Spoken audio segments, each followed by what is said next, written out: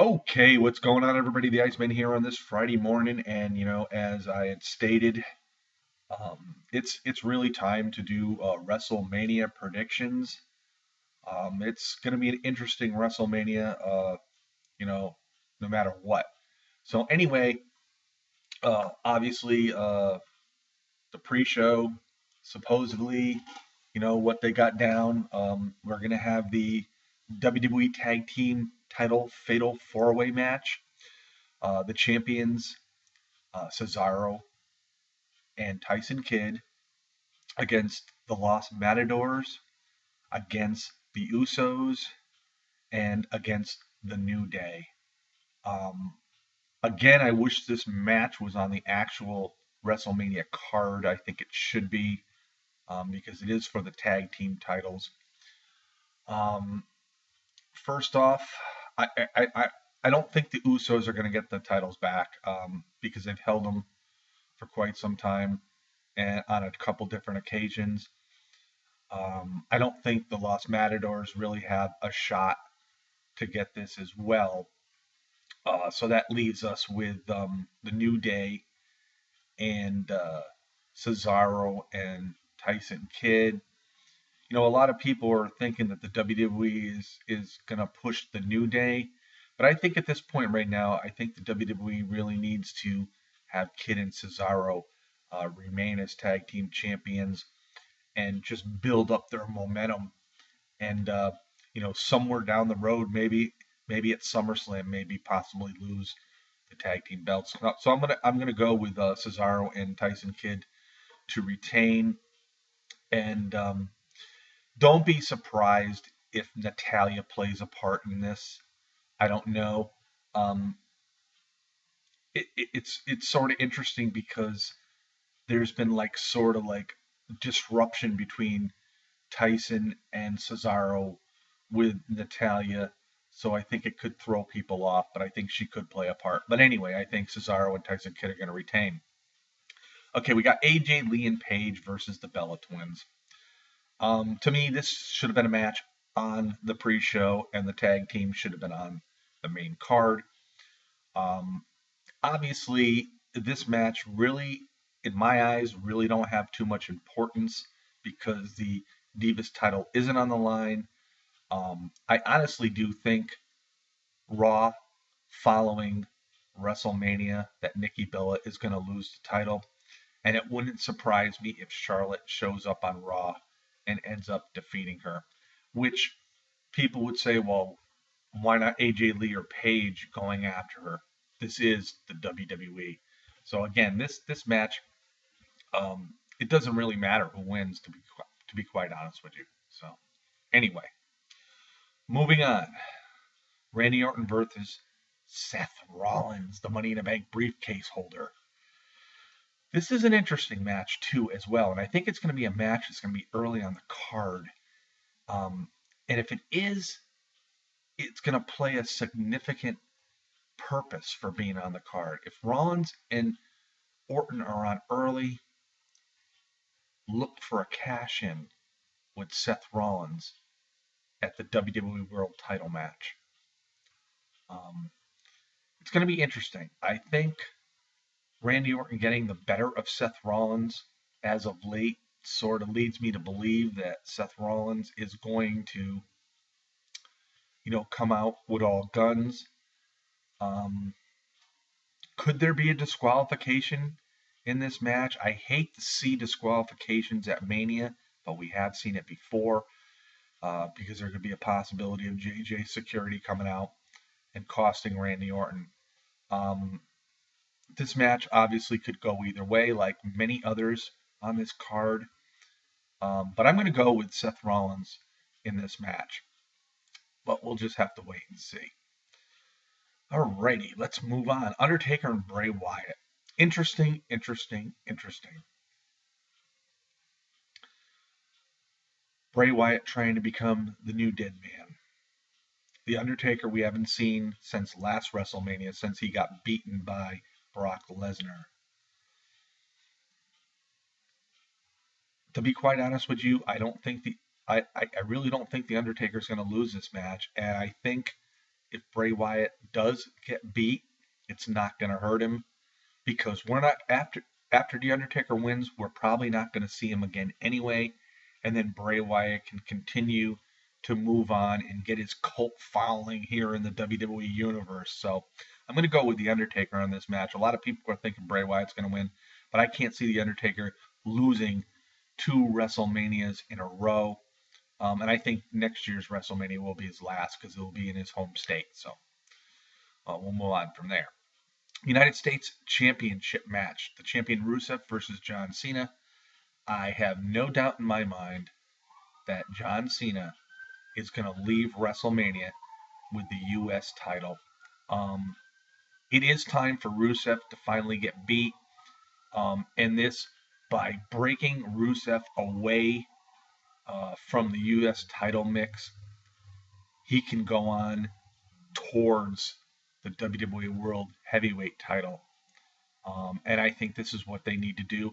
And plus the fact, too, as well, the WWE, is trying to really make the U.S. and Intercontinental titles a lot bigger because they've really fallen to the wayside in the past years. So look for John Cena to come out on top. And I think this is going to put a lot of prestige to this belt, having somebody like Cena, hold it at this time. So we'll just have to wait and see there. Sting versus Triple H. No doubt, in my mind, even though Sting has gotten the upper hand on Triple H with all the segments we've seen, Sting is definitely going to come out on top. He's going to defeat Triple H. It's Sting's first WrestleMania. This is a reason why he's here. There's no way in hell Sting is going to lose this match. It's going to be a very good match. Any match with Triple H usually is. And this is going to be a first for the WWE, Sting versus Triple H. But obviously, if anybody thinks Triple H is going to win this match, I think they're just fooling themselves. Sting is going to come out on top of this match because it is his first Mania, his first time in WWE, and no doubt in my mind, Sting comes out on top of this match, and it's going to be a good one as well too. We have the Andre the Giant Memorial Battle Royal. We have Hideo Itami getting an entrance into this. Unfortunately, the WWE, they give out a trophy, but I think what they need to do is make it so the winner has an opportunity to go after some sort of belt. And I think maybe in the near future they will change this. What they're doing right now, look at last year when Cesaro won. They gave him a little bit of push and then it died out. And then, he got another push, obviously teaming up with Cesaro. And it's worked so far. I think they're a great tag team. Coming out of this Battle Royal, if Sheamus is involved with this, I really do think Sheamus is going to come out on top of this one. No doubt in my mind. So, we'll see. Then we have the multi-superstar Intercontinental title ladder match with Daniel Bryan, Dolph Ziggler, Dean Ambrose, Stardust, Luke Harper, the champion Bad News Barrett, and R-Truth. There's a lot of speculation on this match. Originally I thought that the WWE is trying to swerve us a little bit and Bad News Barrett was going to retain, but I don't think that's going to happen. I think what's going to really happen here is it's going to come down to, Ambrose, Ziggler, and Bryan, because it would be irrelevant for Luke Harper and R-Truth to win. And Stardust, to me, it doesn't make any sense either for him to win. A lot of people are pulling for Dean Ambrose because this is his major goal, and the WWE has pushed him so hard as far as going after this title. But the bottom line is, I see Ziggler and Bryan battling up that ladder, and I see Daniel Bryan ended up getting this belt, and what's going to do, it's going to set up a feud between Ziggler and Daniel Bryan, and I'm sure we're going to see Bad News Barrett in the mix, for the next uh, title defense of the Intercontinental title, because Bad News Barrett was the uh, the champion going into this match. And the only thing is that I wonder, where does this leave Dean Ambrose, unless they come up with a fatal four-way. That could very well happen too. So, it's sort of funny because I see Bryan and John Cena coming out with the two mid-card titles. And this is important for the WWE because they're trying to get more interest into these two belts. And to be quite honest with you, Daniel Bryan could main event the Intercontinental title on pay-per-views if indeed Brock Lesnar remains champion and still has his part-time contract. But we're coming up to that now. The WWE World Heavyweight Champion Brock Lesnar versus Roman Reigns. This is interesting because the WWE is really, throwing a wrench into uh, everything here. There's so many variables that could happen in this match. Could there be a cash in by Seth Rollins, no matter who wins the match? Now that Brock Lesnar signed, if he didn't sign, it was a no-brainer that Roman Reigns would come on top. Uh, I do know the WWE has put so much effort into pushing Roman Reigns, and it's not gone the way that they had hoped. But to be quite honest with you, we're out in California. The faces, or I should say the heels, usually get cheered, okay? Now, Roman Reigns is the face, Brock Lesnar is the heel. I think Brock Lesnar out in California with the fans behind him, it's going to make his turn into a baby face, and also the opposite for Roman Reigns turning into a heel.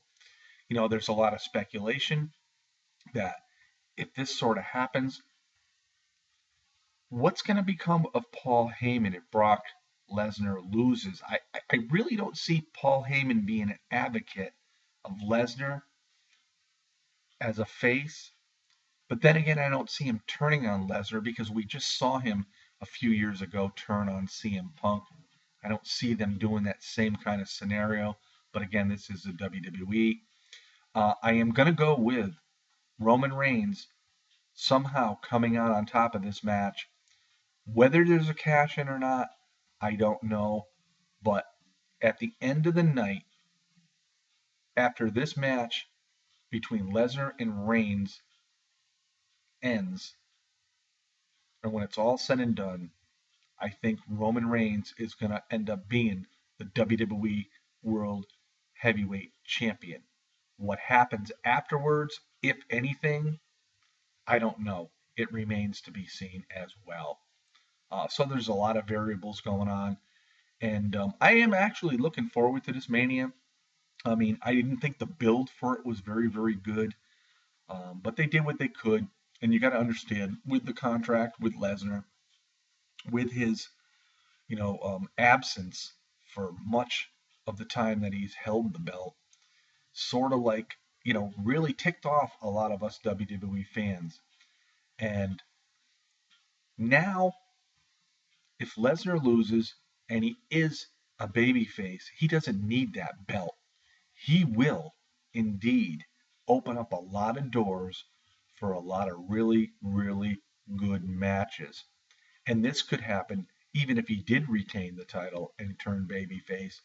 This opens the door to a very lot of good matches, which the WWE really needs. So I do see somewhere down the road Rusev going up against Brock Lesnar. If Sheamus does come back as a heel, like the rumors are saying, I can see that happening as well. So there's some good matches either way, whether Lesnar is champion or he isn't. So this is one of these. The WWE did a very good job as far as the WWE World Heavyweight Championship title goes, because there's so many things that could happen. It leaves us to where really, honestly, nobody really knows what the outcome is going to be. So there you have it, my WrestleMania 31 predictions this Sunday for $9.99 on the WWE Network, or where else, or wherever you want to watch it.